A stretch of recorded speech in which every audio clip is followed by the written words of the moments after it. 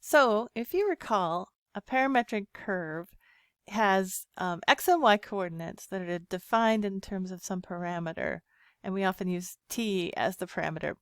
And that's because t often represents time, and x and y represent the coordinates in two-dimensional space.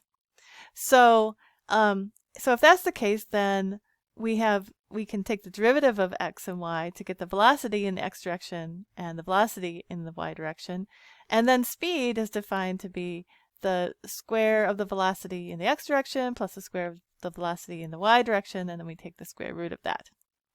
So we can actually use that to find the distance that we travel along a parametric curve. So if we integrate the speed over some interval a to b, then we get the distance along a parametric curve. And so that's what we're going to look at next.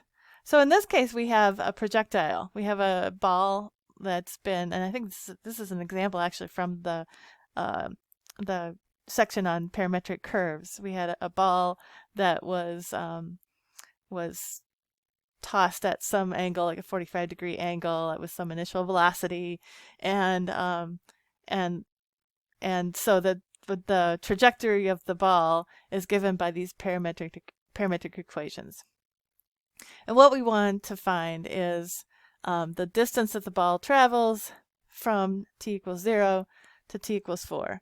And if I remember correctly, x and y are in meters, right? And so I can write that down. X and y are in meters, and time was in seconds. T is in seconds. Okay, seconds. All right, so let's find the distance. So this is the distance through the air. So it's not the distance, along the ground. It's not the distance vertically in the air. We want to know the path. What's the length of the path that the ball travels? So let's take a look. We're first of all going to take the derivative of x with respect to time. So we get the velocity in the x direction, right? And that's pretty easy because the derivative of 20t is just 20. And we can also find the derivative in the y direction, so with respect to t, and we'll get minus 10t plus 20. Okay, so there's our dx, dt, and dy dt.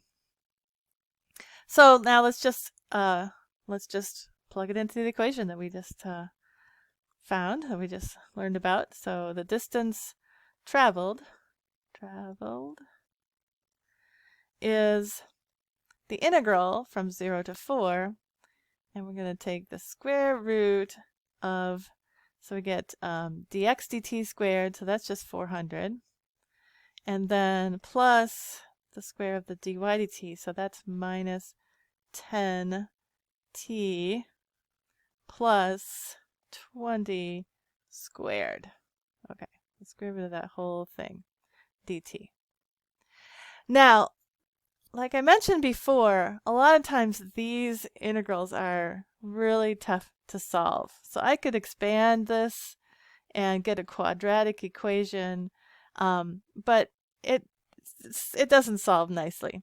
So I'm going to give you a little tip, in particular with your Wiley homework.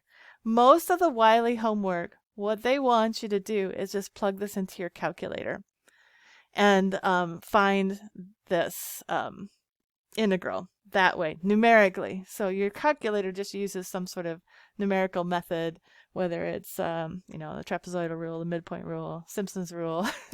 It just finds approximates this integral numerically. And so when you have a definite integral, that works nicely. And so if you plug this into your calculator, what you get is 91.82 meters. Okay, so that's the path. That's the distance of the path that the ball takes. And again, I'm just using the calculator, using a calculator to make it easy. So that's my tip for you, is that when you're doing the Wiley homework, unless I ask for an exact answer, you can just put it into your calculator. Any definite integral you can just put into your calculator for this particular Wiley homework set.